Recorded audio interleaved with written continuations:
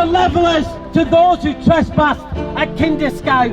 Ordinary people are the ones who change history.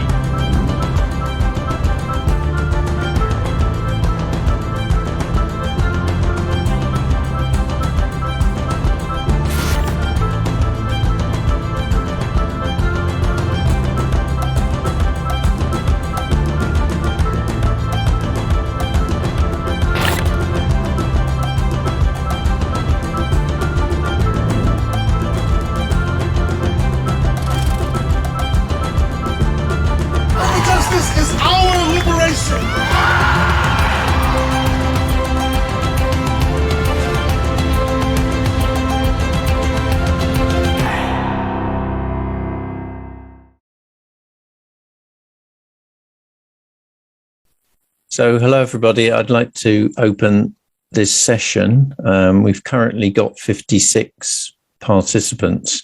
So I'm the chairperson of Scientists for Global Responsibility, and we've been promoting scientists speaking out about what's really going on, not just talking about the science. But I'd like to introduce our three speakers who will say more about this. So there's Thierry from Scientists for Extinction Rebellion.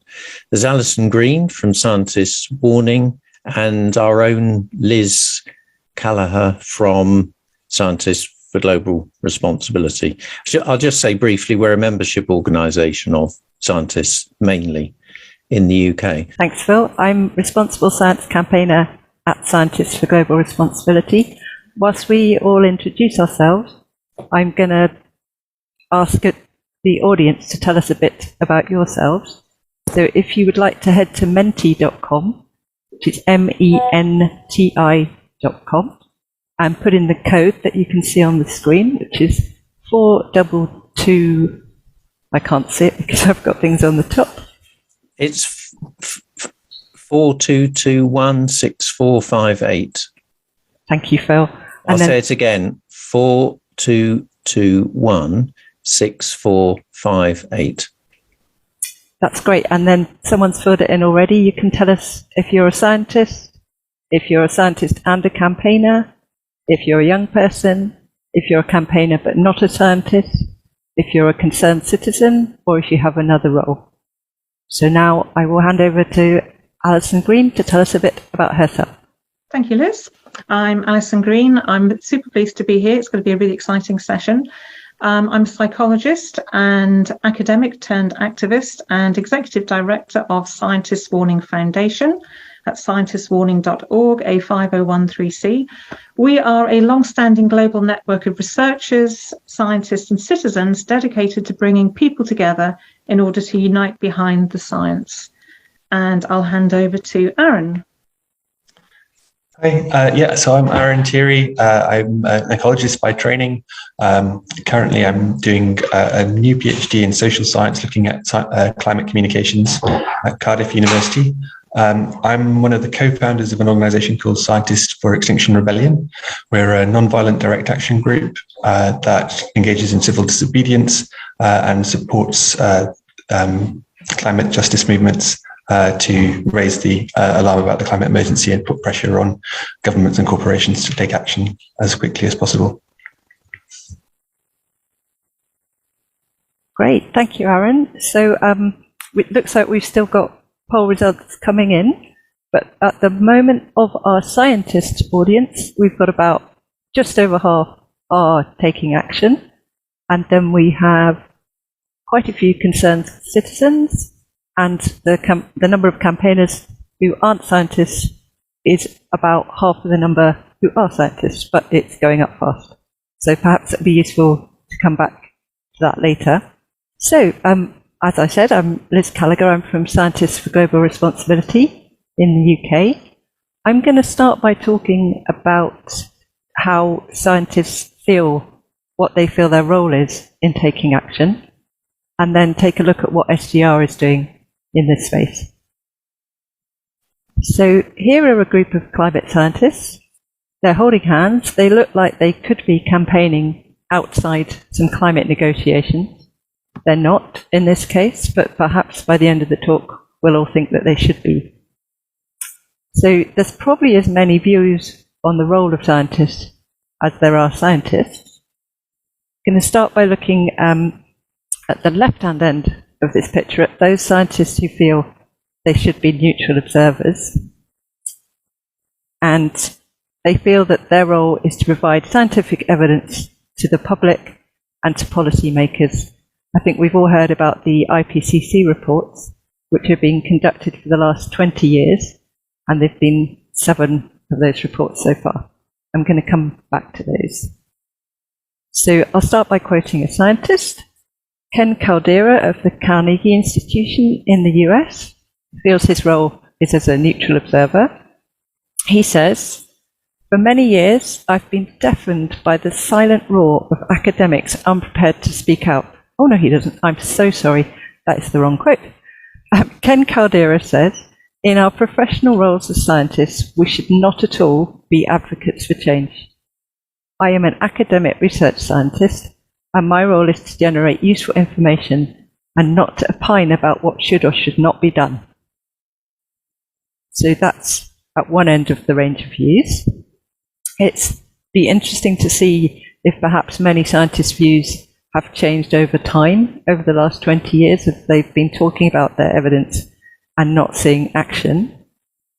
Digressing slightly, I used to be a science journalist writing about climate change, and I became increasingly frustrated as I was finding all the news stories that I was writing about the latest scientific research. The general gist of them was, oh, we found some more evidence and everything is worse than we thought. I became frustrated over time by seeing that nobody was taking any action as a result of that evidence. And I'm finding personally it feels better for mental health to actually be trying to act.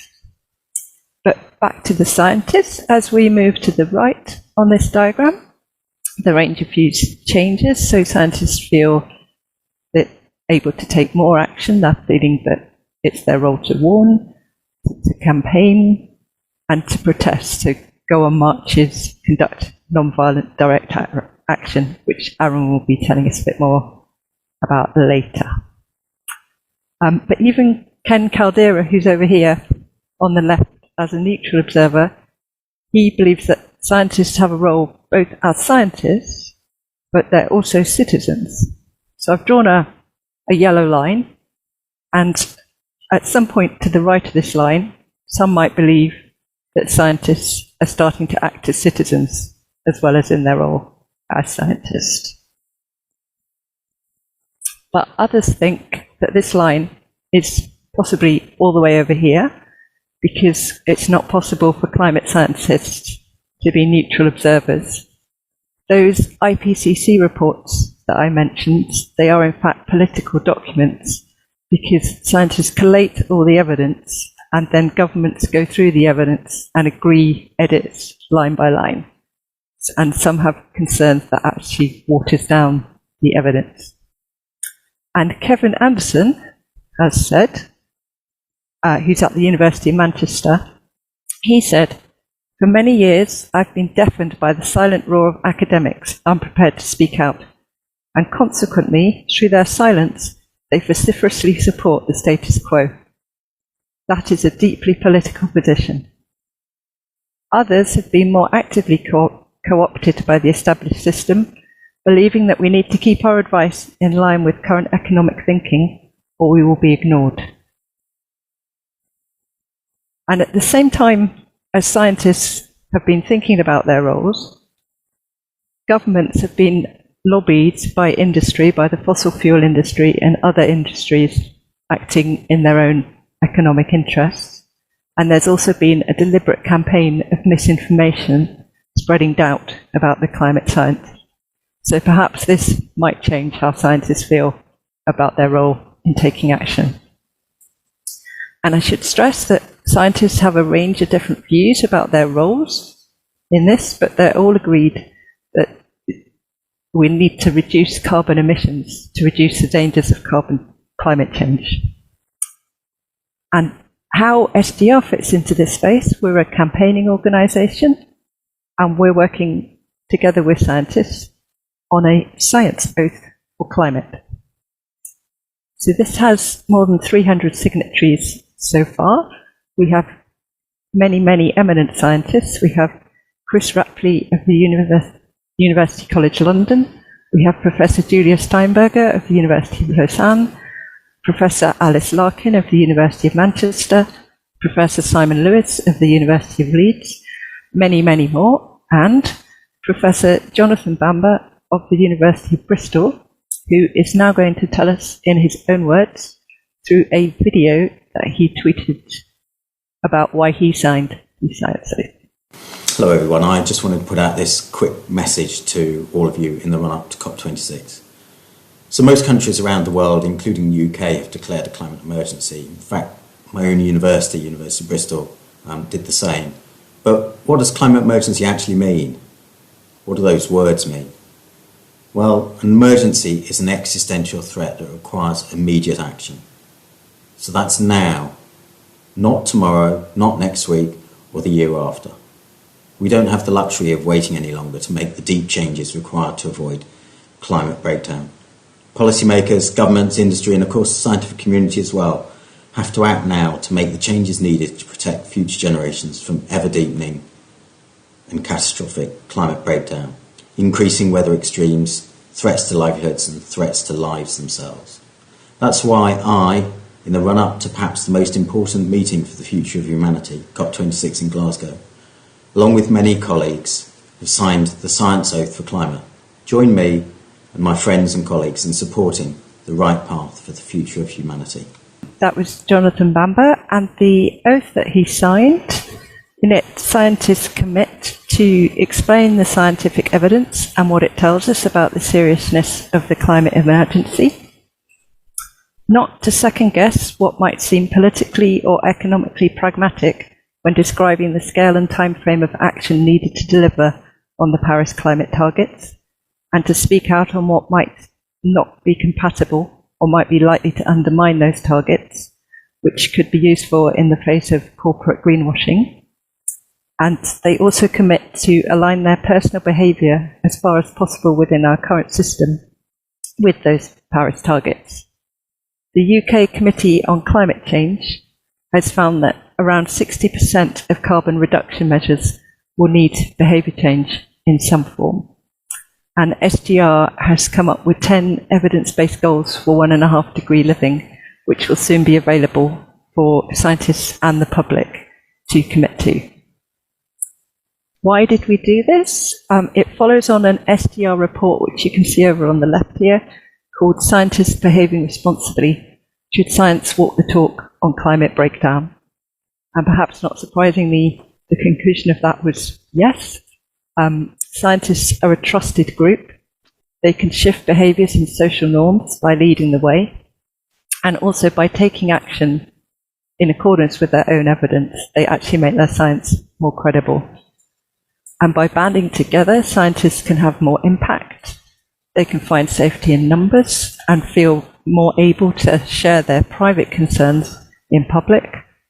And they can find it easier to face accusations of hypocrisy. In the past, some scientists who've made public commitments about acting in an environmentally responsible manner have faced accusations that they are not doing enough, which is perhaps unreasonable in an arena where our society makes it very, very hard to be a climate angel, and the media have very much seen it as either you're a climate angel or you're a hypocrite. So banding together helps protect scientists in that way, and also helps to shift social norms and perhaps inspire governments to take even more action. And finally, the final part of that oath is that scientists commit to pushing for change in their professional institutions. So we also have been writing to scientific institutions and asking them to cut their financial ties to fossil fuel companies, and also to stop receiving investment from those companies, and to cut their own environmental footprints. I can't seem to get my slides to work right now, but the very final slide says, thank you for listening, and please do take a look at our website if you'd like more information. It's sdr.org.uk. And I'm going to hand over now to Alison Green from Scientists Warning, who's going to tell us more about the case for change. Thank you for listening. Thank you. Super, thank you, Liz. Okay, I'd like to broaden the conversation out a little bit so that we're looking not just at scientists, but at the wider academic community and academia as a whole. Now, it's undoubtedly the case that universities have a significant role to play in advancing just science-led transitions to climate-compatible societies. But what is the role of academia in a climate and ecological emergency? Well, my view is that academia, broadly conceived, has become a part of the problem, whereas it should be at the vanguard, pushing for and enabling the changes that we so desperately need if we are to stand a chance of surviving the existential threat we now face. And it was this realisation that prompted me to resign from my role as Pro-Vice-Chancellor at a university 3 years ago and to get involved with activism and advocacy. And I'm not alone. Others are making radical career choices too. So why is academia a part of the problem, and what can scientists and the wider academic community do about this? I think first there's a sense in which the unspoken contract is broken, and that academics and scientists have published their reports and findings, particularly in relation to the climate and ecological crisis, expecting that their findings would be acted upon and would be formalised into policy, practice and legislation. But clearly this hasn't happened. The Union of Concerned Scientists first issued a scientist warning to humanity in 1992, followed by a second warning a quarter of a century later.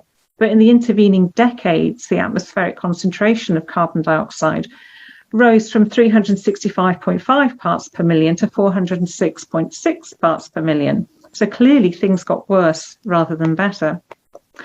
But even before this, some scholars were talking about what already appeared to them to be a profound problem at the heart of the academic enterprise.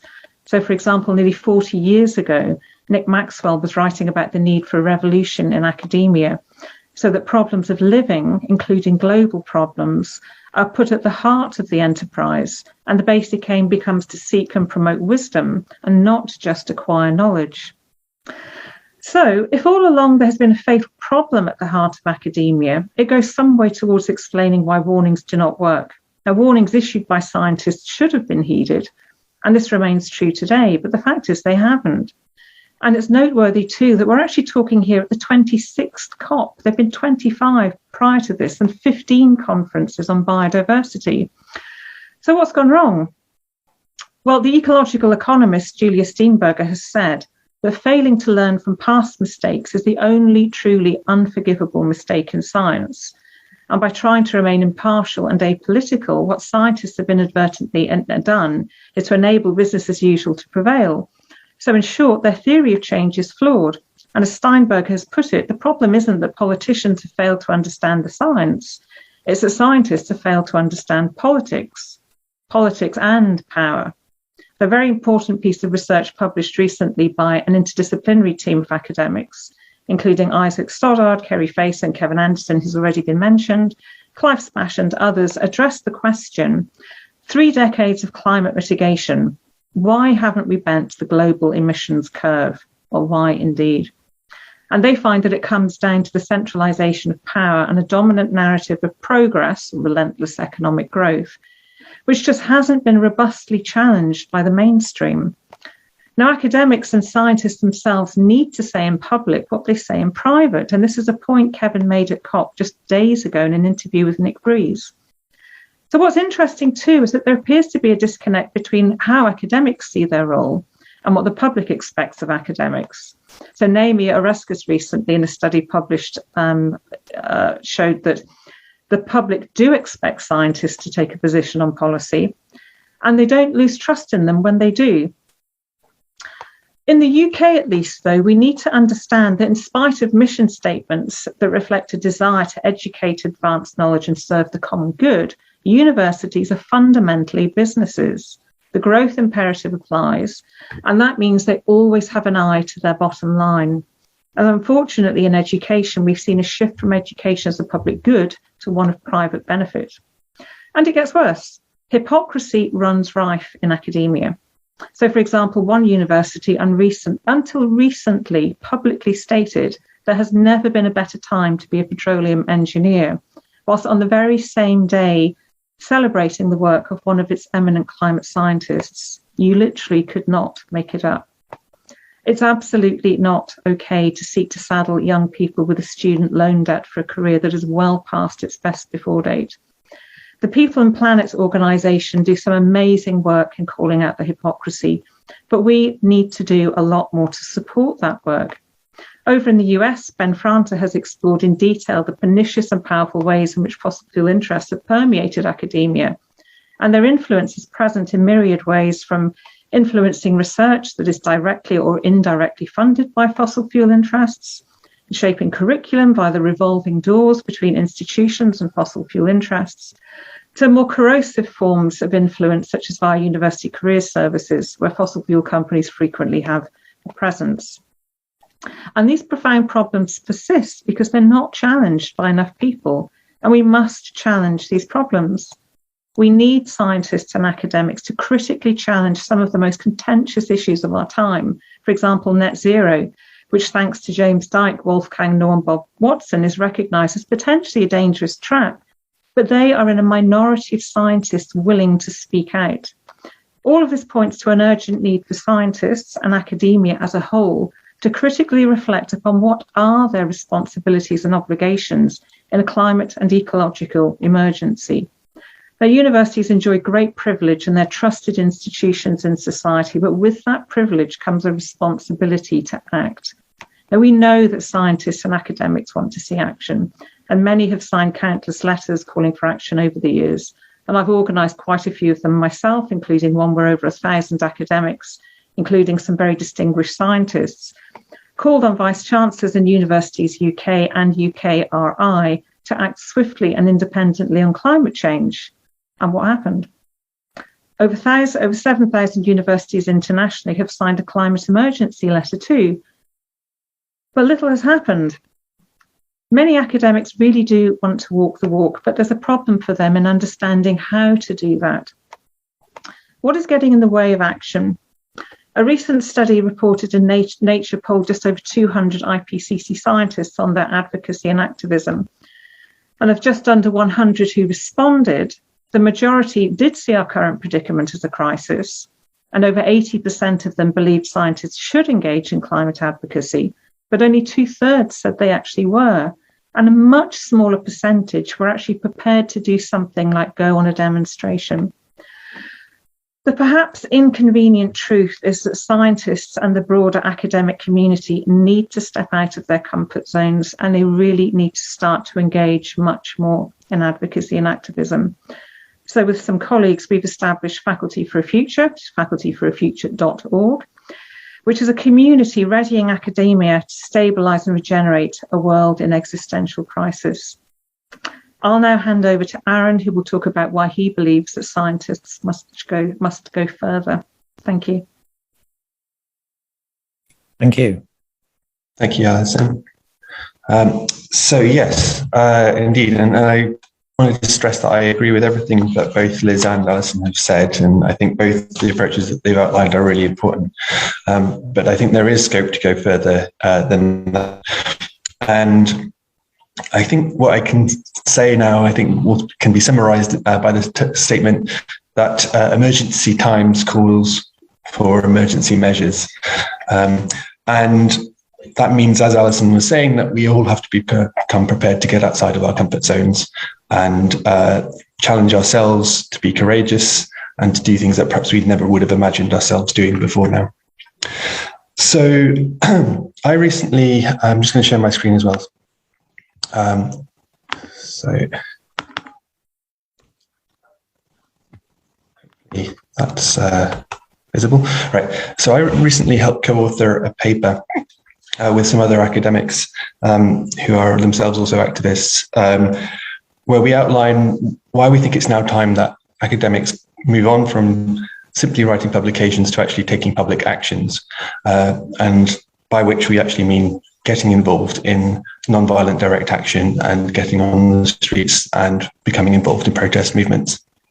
And we think that universities and scientific institutions should actually support scientists in taking these steps and formalise their endorsement of such actions. The reason that we feel, as is outlined in this paper, that we have to take such steps is because we are in an emergency. All of the panelists have that is, I think, the common view amongst the scientific community who are familiar with this work. One of the scientist warnings papers that has been put out and was signed by 15,000 scientists declares that we are now clearly and unequivocally in a climate emergency situation. So what do we do in an emergency, right? The normal rules change. Everything changes whilst we are trying to deal with the crisis that we're in. And yet when we look around ourselves, it's clear that there isn't anything like that scale of emergency action being taken by the world's governments. And that's the predicament that we've now been in for a really long time, where there's this constant report after report with warning after warning saying, this is the crucial decade for humanity. Potentially, the whole of human civilization going forwards will depend on the actions that we take in this decade, which boggles the mind when we stop and think about it. And what we're saying, what the science is saying, is that if we're to meet our internationally agreed climate targets, then we have to halve emissions in the next 10 years as a globe. Now, I'm currently in Glasgow at the COP26 summit, and nothing in the negotiations is getting even close to what's actually required, what the science tells us is required. And so when the politicians are saying, oh, we're doing enough and we're trying hard, most of it is just hot air and hollow words. When you compare it to the science and the strict carbon budgets that we have to stick within if we're to meet those targets, then it's clear we're not doing anywhere near enough. The International Energy Agency published a report earlier this year that was very clear that no new fossil fuel investments can be made, no new fossil fuel extraction licenses can be granted if we are to meet the Paris climate targets. And yet all the world's governments at COP26 here in Glasgow are not even prepared to say that we need to restrict fossil fuel exploration. That's how seriously divorced the international negotiations have become from the scientific reality of the crisis that we're in. I think what's clear is that information on its own, evidence on its own, as much as we scientists would love to believe that were the case, is not enough to compel action. Again, all of the speakers on this panel have agreed with that point. And I think also, so what we're actually faced with is not an information deficit, but it's to do with the politics, as Alison was saying. We are in a politics where our leaders are unable, for whatever reason, whether it's to do with corporate capture, or it's to do with their worldview and ideology, or to do with how they feel that they can't win over an electorate, given what has to be done. All of those might be true to some extent, or perceived to be true to some extent. But it's a political crisis that we're in, and therefore it needs a political solution, as Julia Steinberger was saying, as Alison quoted. The pathways to action that academia provides are simply not fast enough to tackle the climate emergency that we're in. They normally would be around producing research that might deliver solutions in decades, or it might be to do with training and teaching of students so that they can go on with develop careers and become leaders themselves in a generation's time. We don't have that time. This is a crisis. It's an emergency. We have to act now, this decade, right now.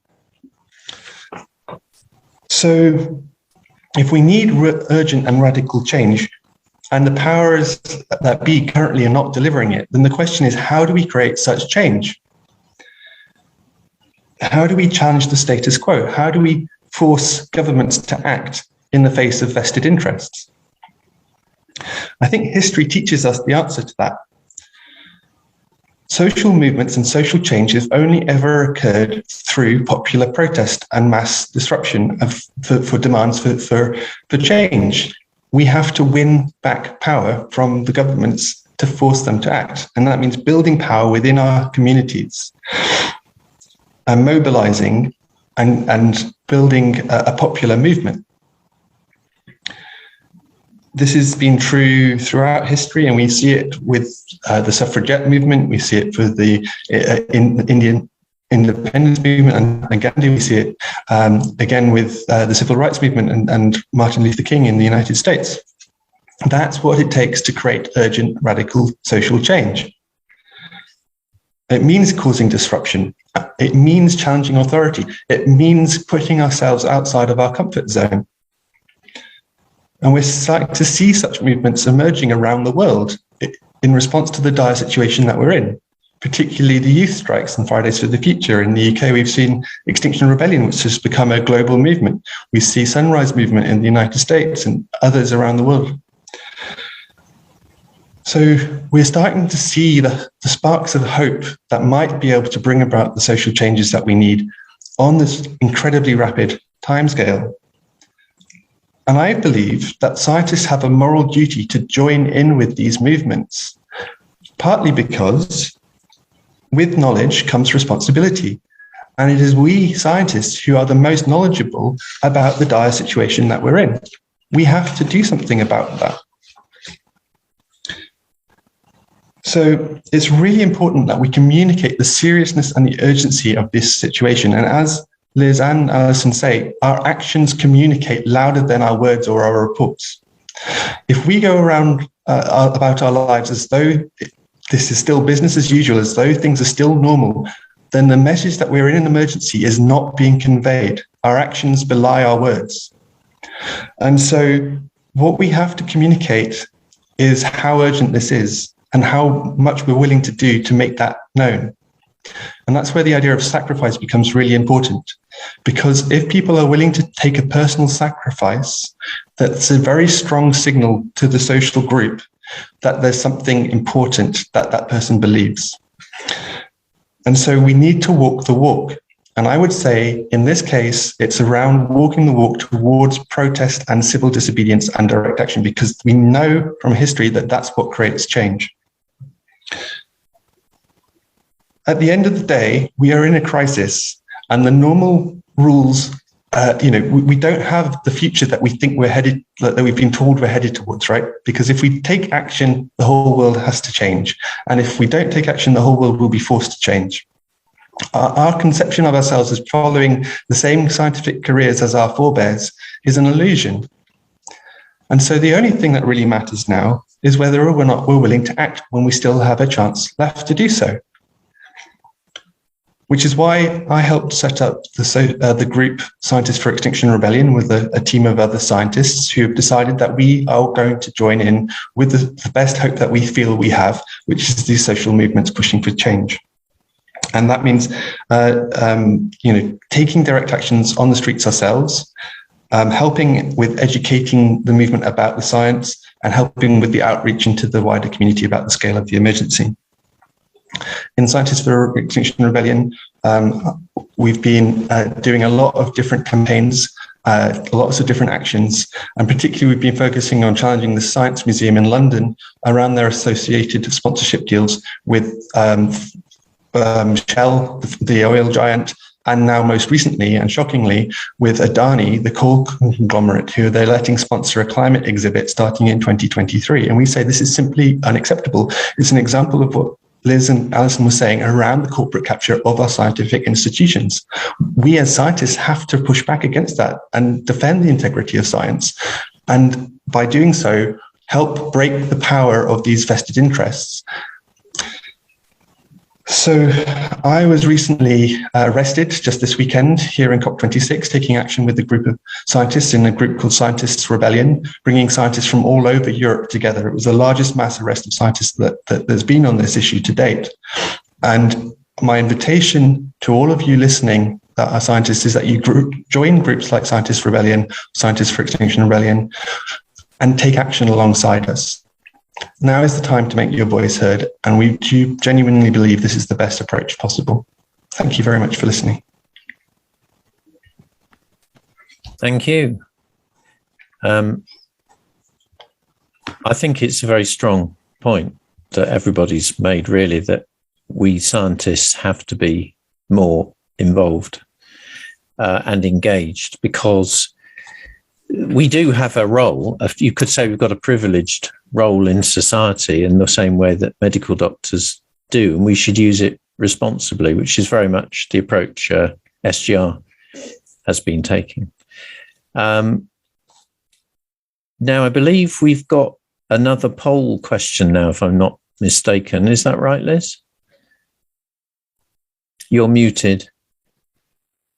So we could take a look at the first poll now, and then we're going to do the second poll at the very end of the Q&A.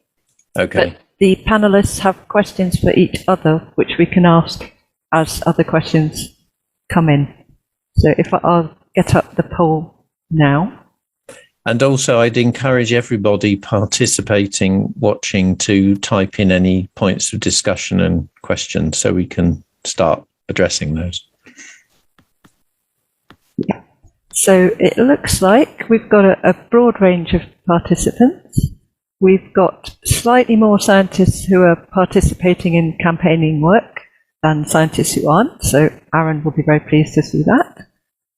We've got around the same number of campaigners who aren't scientists. So that's, again, great, because hopefully we can work together. We've got about the same number of young people, which is also very encouraging, because this is something that's very important for the future. We've got about the same number of concerned citizens, which, again, is crucial. And then we've got some other people. So that's really interesting that we've got such a broad spread. And thank you all for coming. I think I will start by asking my question for Alison, which is, when I can find it, you talked about changing academia. What's the best way that we can do that? Yeah, I mean, the ultimate objective, I think, should be for academia to transition so that it's fit for future purpose. But clearly that's not going to happen overnight. In Faculty for a Future, our plan in terms of achieving that is to first build a community of like-minded academics and scientists, of which there are quite a number out there now. Some of them have joined Scientists for XR, some of them have attached themselves to SGR. But we know that there are many more out there. And unlike Fridays for a Future and the student strikes movement, these academics don't have a home. They do not have a place to go to. There isn't a holding place for them. So what we aim to do in Faculty for a Future is create that safe space where views can be shared, where we can build momentum, and we can start to develop ideas within that community as to the kinds of things that scientists and academics can actually do, so that we can shift the dial and shift them away from the traditional business as usual role of academia towards something where scientists and academics are actually accepting that they really have a responsibility to act, because no one else is going to do it. So it's all about building that, coalescing that movement, identifying the kinds of things that they could take, growing that movement, which will be a global movement. And it will work it's a movement that's complementary to what Scientists for XR are actually doing. So we accept that activism is something that many scientists will actually want to do, but not everyone is yet ready to take what might seem to be a big step. Yeah, and I'd hope that we in SGR could support, well, we would support that, and we need to work together to make that a reality. That's for sure. There's no doubt about that. And just speaking personally, back thinking of anti-nuclear activities in the 80s, the kickback from fellow scientists was quite either very supportive or very, very negative. So it's very, I think, if as a scientist you've got particular information, you've got to speak out about it, because it's no use just saying, oh yeah, that's a problem, and now leave it to the politicians. Well, you'll be waiting a very long time.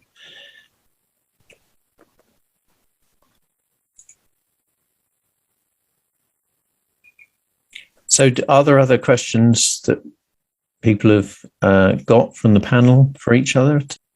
Phil, I've seen an interesting comment in the chat, which I think might be something that one of us could address. It was one person has commented about the need for academics to feel safe to be able to take these actions, which is absolutely crucial. So I'm happy to briefly comment, and others might want to jump in, but that's something that we certainly recognise in Faculty for a Future.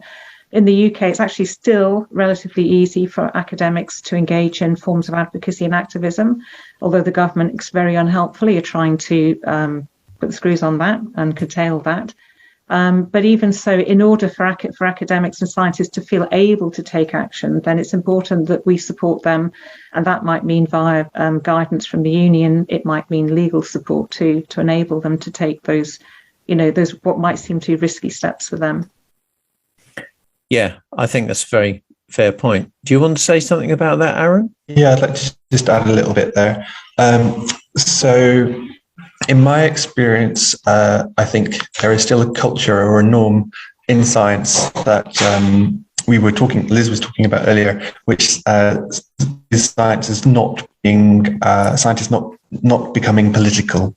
And I think that in itself creates a kind of sense of self-policing between scientists and within the community, where people are worried about how their reputation might change with their colleagues.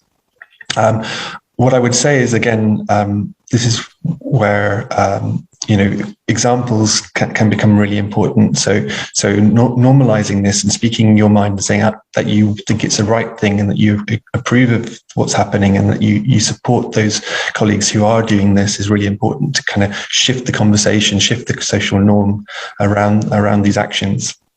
I think in our paper that I mentioned, from publications to public actions, we write about several different barriers to participating in these kind of movements that we think universities should help facilitate academics take part in such protests by changing. So one would be actually ensuring that it's clear in contracts that they support the right for people to engage in peaceful civil disobedience as part of academic freedom and protecting academic freedom.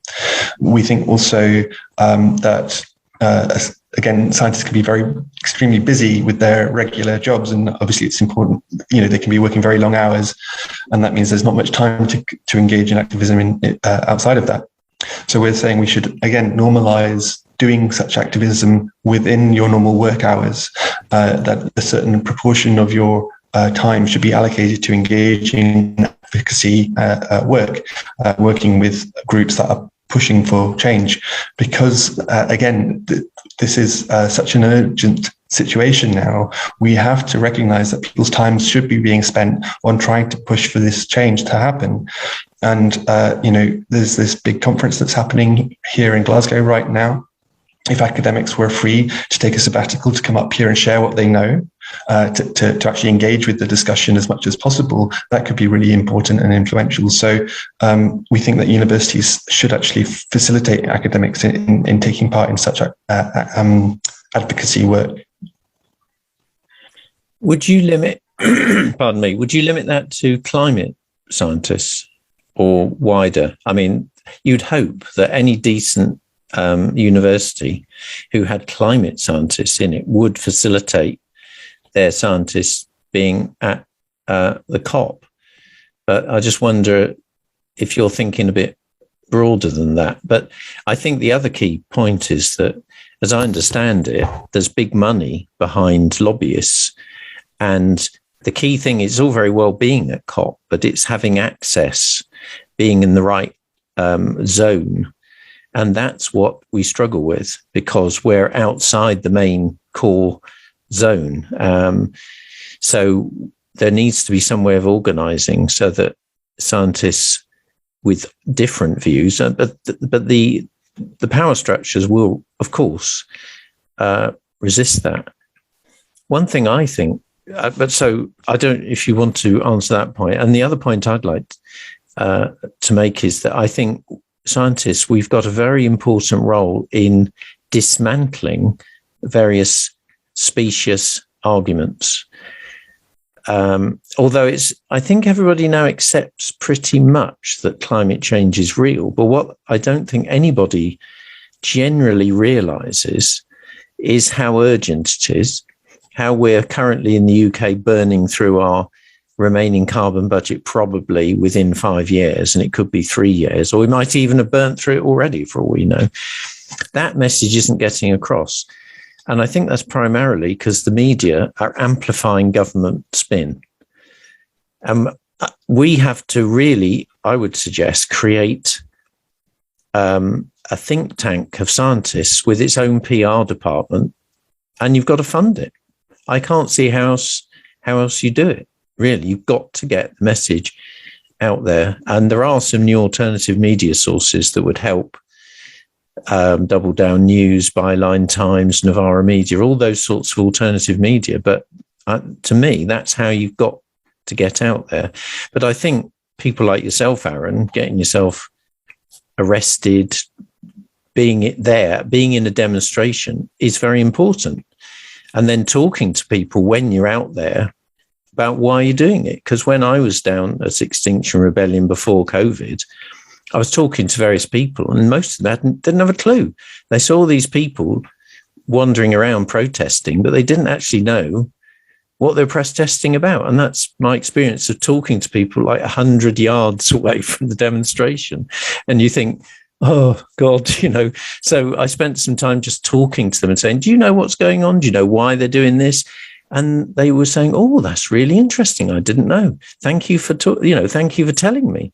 So I think that's another role that we could all usefully do.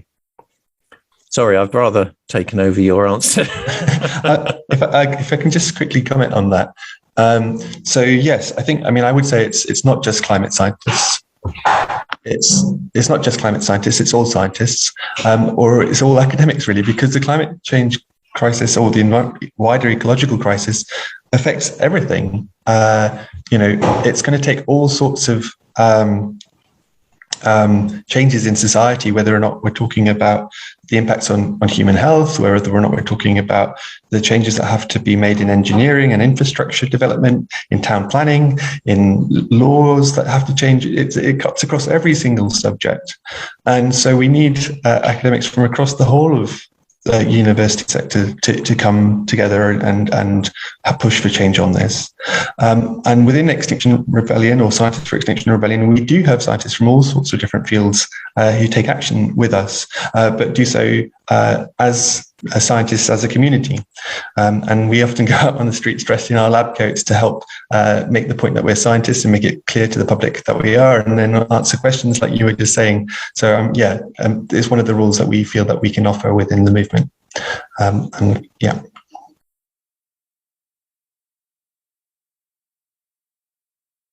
We have a question from Ben Samuel, which perhaps you ought to address. He says he's activist as a scientist, but he's worried about being too closely linked with Extinction Rebellion. He refers to yogurt weaving and all that sort of thing. I'm just saying that as a ridiculous way of describing, but it's how we avoid just being labelled. It's how you retain your authentic or reputational voice, if that's the right way, without undermining yourself. That's a very tricky thing, but I think that's an important point. If I can just quickly speak to that as well. So I would say that actually it's really important, therefore, that people get involved in, that scientists get involved in such movements in order to try and challenge those stereotypes and show that it's not just those people who you might dismiss, but actually it's very serious people like scientists who actually are involved in these movements. I think that's one of the ways we can lend credibility to the movements and help improve and make them more powerful. I don't know if Alison or Liz want to comment on these kind of things. Yeah, I think. I'd like to come in. Go on. Yeah, if I can. I totally agree with Aaron on that point, and I think in the early days of XR, I mean, of course, as a movement, it was on a steep learning curve, and of course, some mistakes were made, and they were the movement acknowledged and accepted them. But I think what's really helped XR and Scientists for XR is that more and more scientists have come on board, and so there now is a really robust evidence base that informs the work that Aaron and his colleagues do, and it's super, super important at this unbelievably critical time in humanity's existence that we cohere together there's less of the sort of antagonistic, fighting between different groups. Thank you. There's a few questions here. I don't know if people want to try and have a go at them. For example, what could we do about scientists, especially academics, peddling misinformation and arguing for harmful policies? Geoengineering springs to mind. Anybody want to say a few comments about that? And I'll just raise a couple of others while we're at it. Breaking out of the science politics binary. In other words, science good, politics bad. And also the political funneling of scientific research, which is a tricky one, because that's pretty much dominated by economic interest. But I'll hand over to other panelists who want to say anything about that. Or if not, I will. I'm happy to jump in. I mean, the misinformation one is a really interesting one, and I think we've seen recently a really excellent book from Michael Mann, who's one of the world's leading climate scientists, about the new climate war, and in it he talks about the way in which the narrative has shifted from just outright blatant denialism to much more sophisticated forms of delayism, deflection. They all begin with the D, up to doomism, which is slightly more contentious. And of course, the way to deal with these things is to recognise them when they're coming, because if you recognise and understand something and see it for what it actually is, then that to some extent can inoculate and protect. But I think one of the things that I would say in response to that point is that what we've not seen for some years in this country is a concerted public information, public engagement campaign, and the government has been unbelievably remiss in not doing that, in not embarking upon that. It's a massive abrogation of responsibility. George Marshall, for example, is one who's called for such a public information campaign. I can see Aaron nodding his head there, so I'll pause in case he'd like to say something. Oh, no, I was just thinking, yes, this is absolutely, we need a public information campaign. Carry on, Alison, sorry. Thanks. I mean, basically to say, yes, we do need that concerted public information campaign. There's a related question that I noticed popped up where one participant was commenting that apparently one in 15 Conservative MPs apparently doesn't believe that we're in an existential crisis. What can be done about it? I mean, do we need to somehow redress that knowledge deficit in them? Well, I mean, that might be one way of going about it. But another would be to expose these individuals as individuals who are really ill-informed, and to question their authority, their credibility, their right to actually be in an authoritative post at this point. And again, it speaks to the need for public engagement campaigns so that the public is aware that those representing them in Parliament are doing an absolutely appalling job. Do you want to add anything, Liz? Yes, so Alison was speaking about, I think there are 5 Ds as people move away from doubt and denialism. And one of those Ds is talking up the cost of acting for net zero, which I believe some politicians are now moving towards. But actually that ignores that dealing with climate change now saves money and human misery further down the line. And backtracking very slightly, we were talking about the media, and it's interesting to note, I was on a call recently with a correspondent from The Sun, and The Sun is now moving in to cover climate change, in part because readers' grandchildren are talking to their grandparents about it, so that's something they're beginning to cover. That's it for me. How are they covering it would be my concern. I mean, and can I just add a little bit there as well? I think one of the things around why these newspapers are starting to cover these issues much more is because the conversation has been changed by climate activists really making a much more noise around these issues, right? It was only following Extinction Rebellion's actions in April and the youth strike movement that we really saw this huge takeoff in the coverage of the climate crisis, which then led to a public conversation, which then led to Parliament taking action and declaring a climate emergency and setting a net zero target. So it's the fact that protest and public opposition managed to make this an issue on the political agenda by raising the salience of the issue.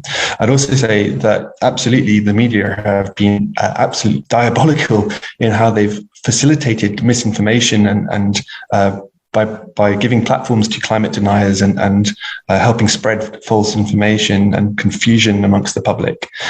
And I think it's really important that scientists as organized to push back against that. And we are seeing this shift from denialism to delay.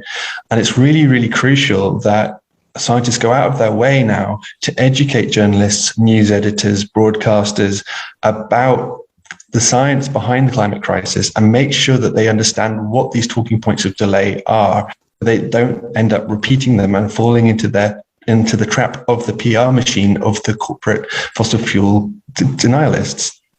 And scientists can really help do this, but also, again, social movements can be really a big part of this. So Extinction Rebellion have, for example, carried out protests at some of the right-wing printing presses in the UK to try and draw attention to this issue of denial and the way in which the press tries to misinform the public.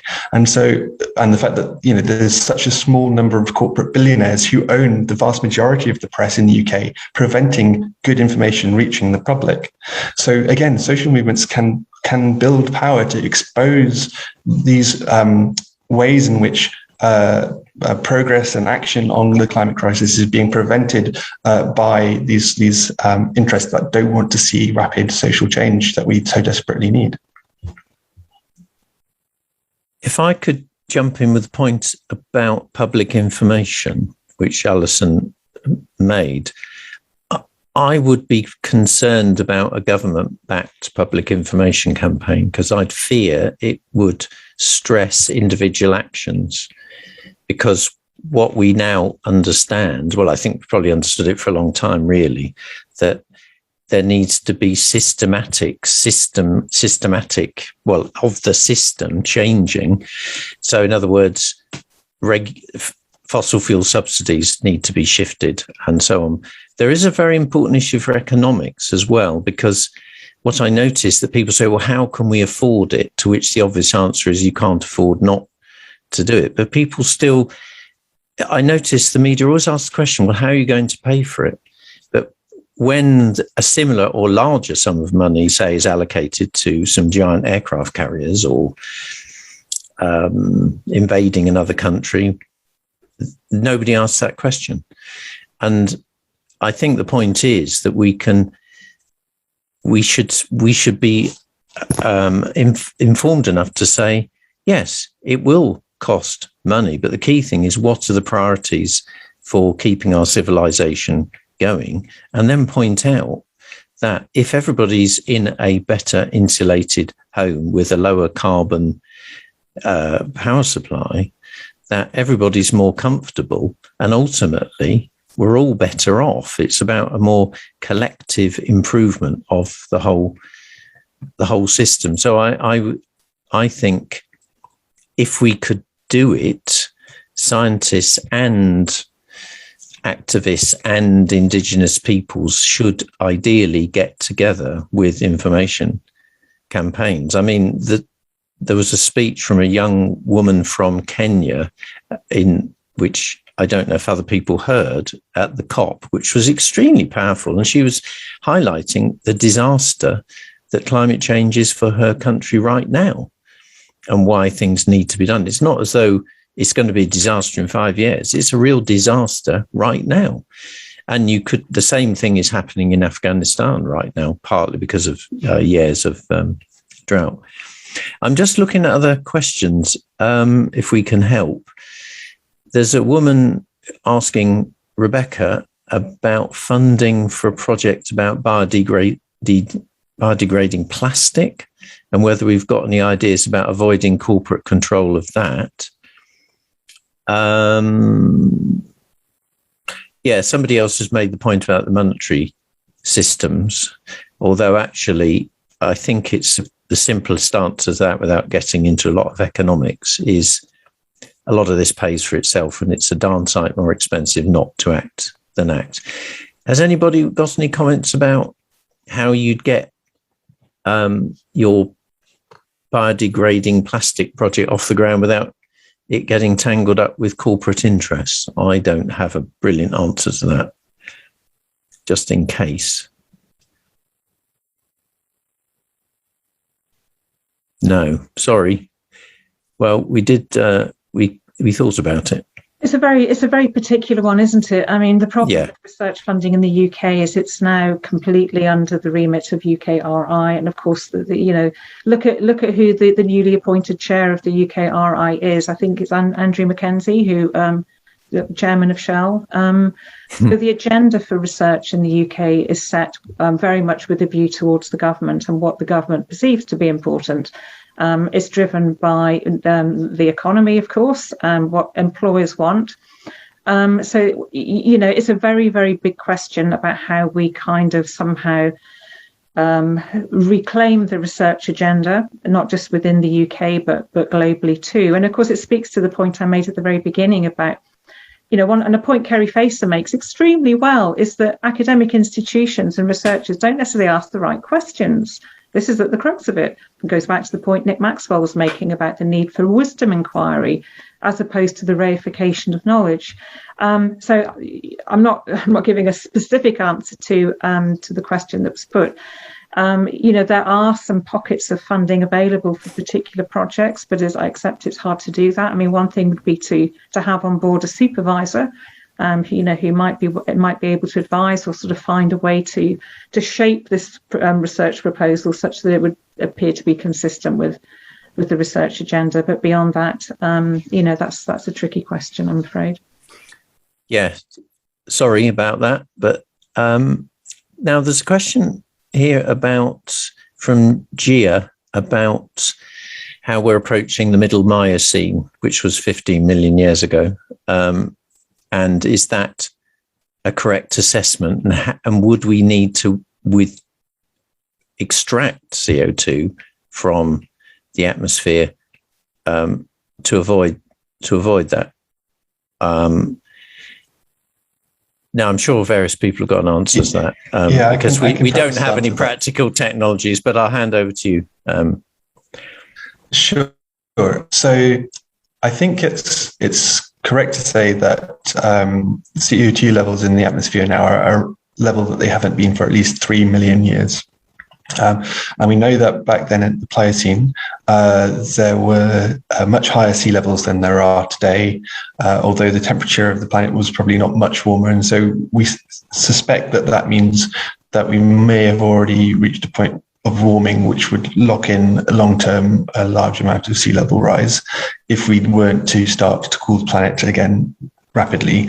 And that might require, therefore, that we start deploying carbon dioxide removal technologies to reduce the concentration of the atmosphere, or to use nature-based solutions to reduce carbon concentrations.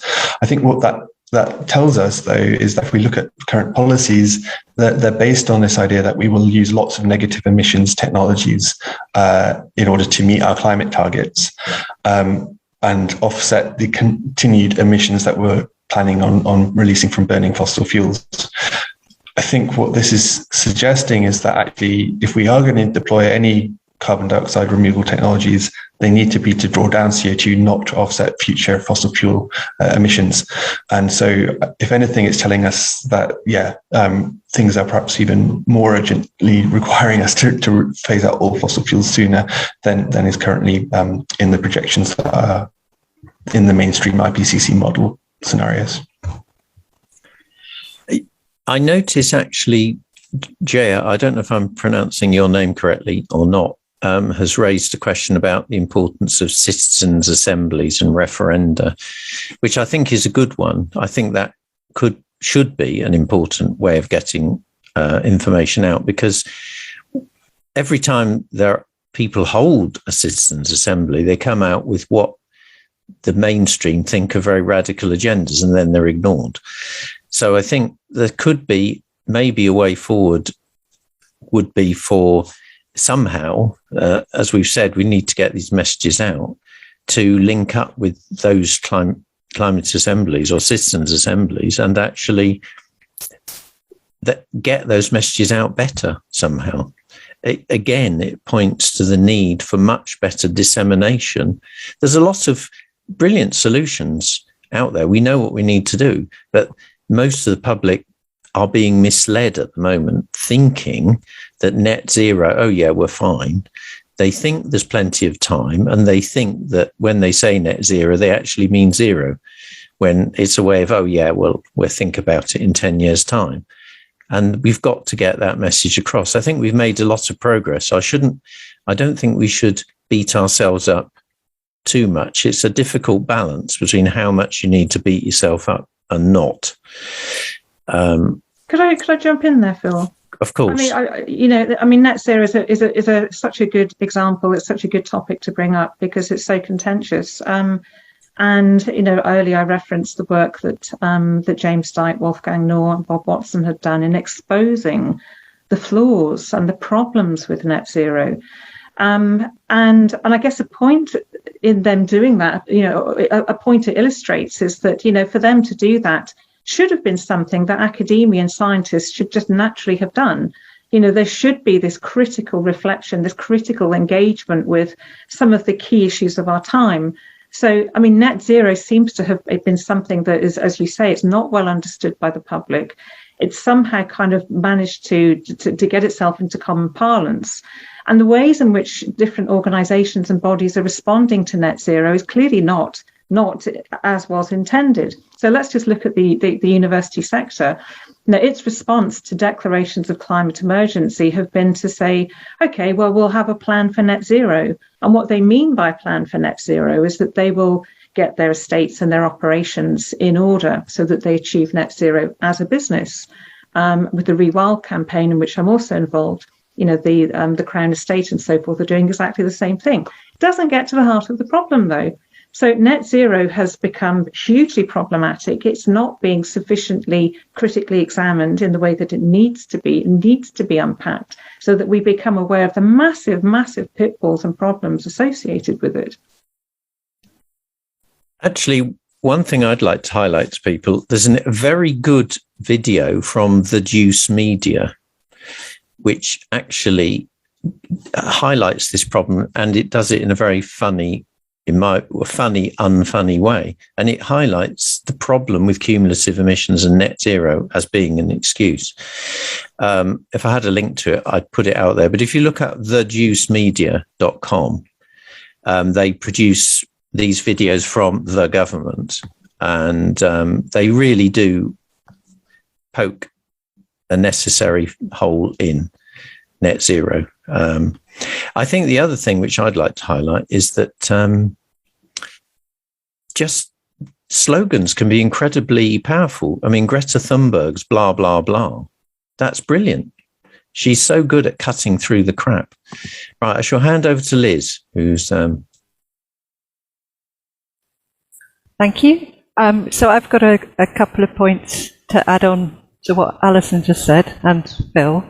I once saw another advert in America, and they were talking about America's, I think it was California's, current carbon and capture storage technology, focused on the presenter, and he said, and here it is, and showed a desert, because that was their state-of-the-art carbon capture and storage technology.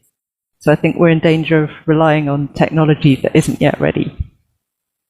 And then my other point, building on what Alison was saying about net zero, I think it's interesting that of the professional scientific institutions that we contacted, most of them were much happier to talk about the action they were taking on their environmental footprint than to talk about divesting from fossil fuels.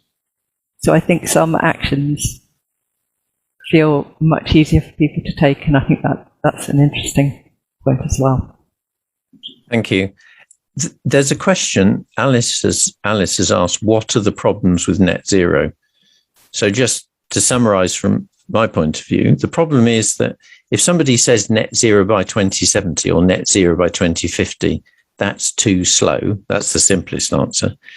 But there's even more basic problem.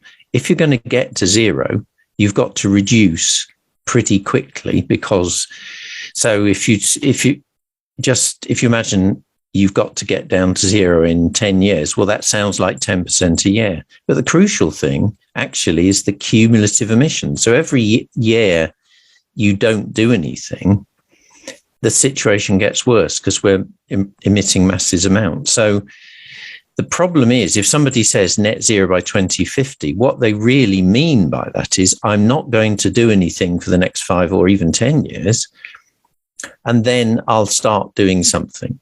Whereas in reality, what we must be asking for is reductions of the order of at least 10% right now, or 20% right now, which means we're going to have to reduce the parts per million of the emissions. Every year they've been going up. I'll hand over to Aaron.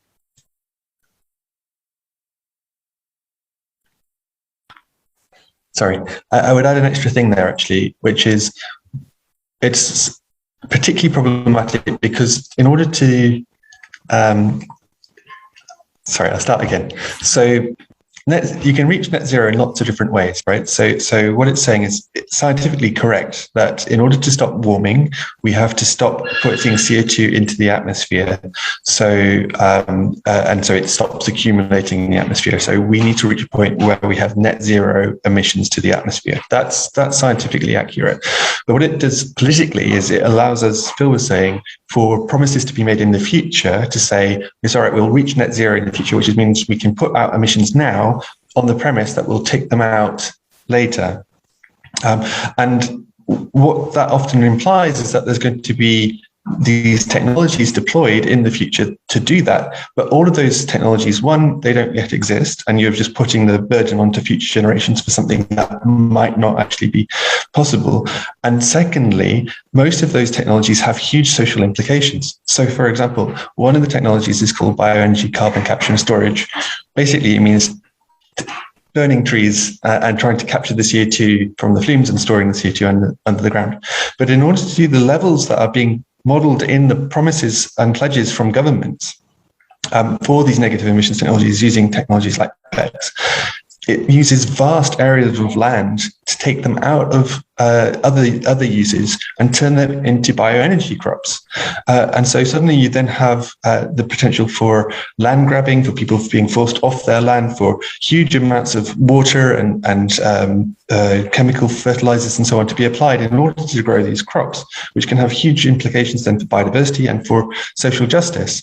And so often, again, hidden within these scientific models, which seem, objective and accurate and precise and mathematical, are actually hugely important value judgments with social implications about whose lives are worth saving or who's being privileged here. Are we saying that it's okay to continue to have hugely energy-consuming lifestyles in developed Western countries on the promise that we are going to cause negative emissions in the future by forcing global South countries to mop up our emissions for us later? That's kind of what's baked into these scientific models, which is why, as Liz was saying, a lot of this science is actually, isn't as objective or as neutral as it's saying it is. There are baked in political assumptions that scientists need to speak to and make public and voice really clearly so the public understand what is actually being discussed here. Thank you. I think that's a very fair point. The other thing I would say is that most of these technologies don't exist either, or they're very poor. You have to usually use an incredible amount of energy just to get some CO2 out of the atmosphere, but they don't exist at scale, and they're not going to exist at scale. We've got a big power station in the UK, Drax, which is burning clear felled Baltic timber at the moment, and it's got a net positive emission factor, as I understand it, which is an example of a disastrous form of bioenergy. I noticed Gia has asked, could it be better explained that earlier in the Earth's history, we had more CO2 or greenhouse gases in the atmosphere, and it was not so hot in comparison? Well, actually, if you look back in the Earth's history, the last time we had this level of CO2 in the atmosphere was before humans developed. It was at least 3 million years ago. Sea levels were considerably higher, at least 6 meters, maybe 40 meters higher.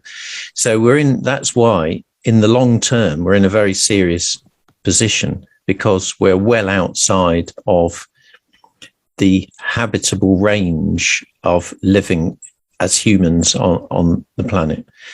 Okay, we've got Alison.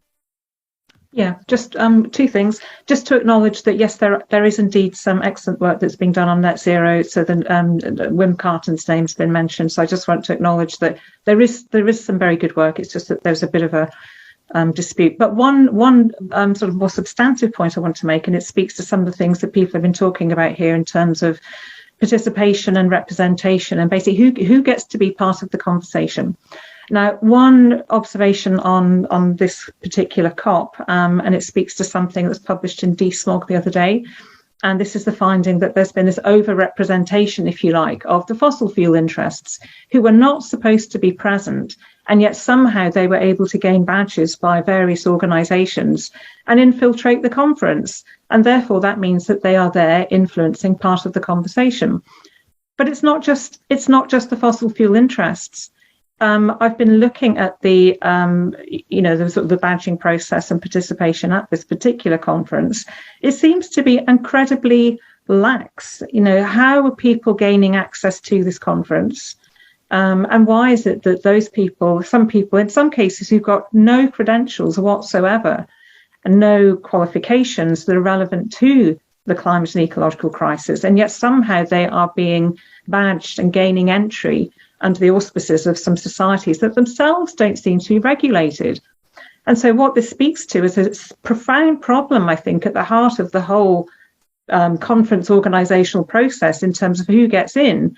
Because if the wrong people are getting in, then the people who should be there, the global south, the activists and so forth, are being prevented from getting a place at the table.